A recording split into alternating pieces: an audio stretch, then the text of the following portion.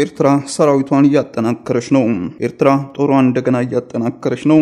ጎረቤቶቿን በተለይም ኢትዮጵያ እንዳትረጋጋ ያደረገች ነው ሲል አንድ መንግስታዊ ያልሆነ የአሜሪካ የመብት ተመልካች ድርጅት አሳሰበም።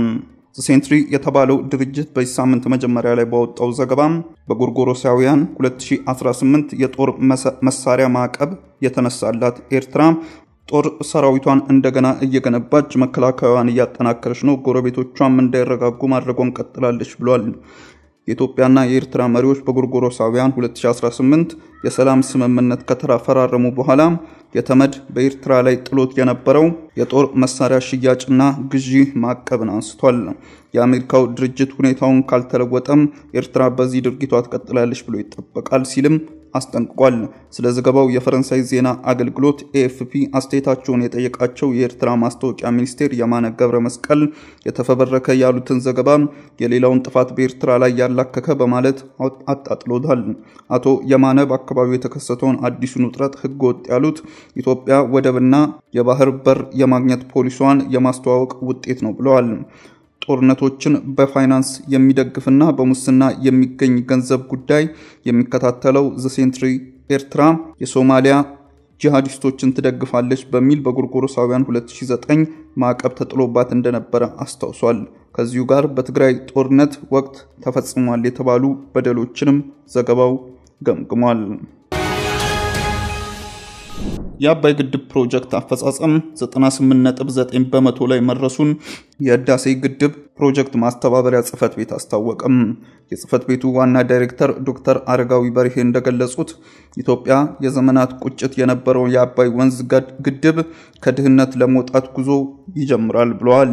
ባለፉት 14 ዓመታት ያለምንም የወጪ እርዳታም ሆነ ብድር በራስ አቅም ግድቡ መስራቷንም ተናግረዋል። ታላቁ የህዳሴ ግድብን በአገራችን ወግና ባህል እንደ ሀገር ልንሞሽረው ወራት ቀርቶናል ብለዋል። መላው ኢትዮጵያዊ በሞራል በገንዘብና በጉልበት በእውቀትና በዲፕሎማሲ ረገድ መሳተፋቸውን በመግለጽ ርብርቡ በታሪክ ማህደር ተመዝግቦ ለትውልድ የሚዘከር ያው ድል መሆኑን ተናግረዋል። የታላቁ ህዳሴ ግድብን ከመገደብ ባለፈ የቁጠባ ባህልን ቦንድ በመግዛት እናሳድገው በማለት የሀገር ገጽታን በመገንባት የአሸናፊነት ስነ ልቦናን ያላበሰ እንዲሆን ማድረግ እንደሚገባ አስረድተዋል። እስካሁን ለታላቁ ህዳሴ ግድብ ከ23 ቢሊዮን ብር በላይ ገቢ ተሰብስቦ ለግድቡ መዋሉን ገልጿል። የአንችልም መንፈስን በመሰባበር ከተባበረን ያቀርነውን ለማሳካት እንደምንችል ያረጋገጠ የዘመናችን የአድዋ ድል ነው ብለዋል። በየወሩ በአማካኝ 6.5 ጊጋባይት የኢንተርኔት ተጠቃሚ ከ7 ሚሊዮን በላይ ኢትዮጵያውያን አፍርቻለሁ ሲል ሳፋሪኮም ኢትዮጵያ ገለጸም። በኢትዮጵያ ቴሌኮም ገበያ ከተሰማራ 4 ዓመታት ያልሞላው ሳፋሪኮም የኢትዮጵያ ደንበኞችን ቁጥር 10 ሚሊዮን መድረሱን አስታውቋል። በመላው ሀገሪቱ ለ90 ቀናት የዕለት ተዕለት የስልክ አገልግሎታቸውን ሳፋሪኮም የቴሌኮም አገልግሎት የተጠቀሙ 10 ሚሊዮን ደንበኞችን አፍርቻለሁ ሲል ገለጸው። ከ10 ሚሊዮን ደንበኞቹ 7.1 ሚሊዮን የሚሆኑት የኢንተርኔት አገልግሎትን ይጠቀማሉ ያለው ሳፋሪኮም በአማካኝ እያንዳንዱ ደንበኛ በወር 6.5 ጊጋባይት ይጠቀማል ሲል አስታውቋል።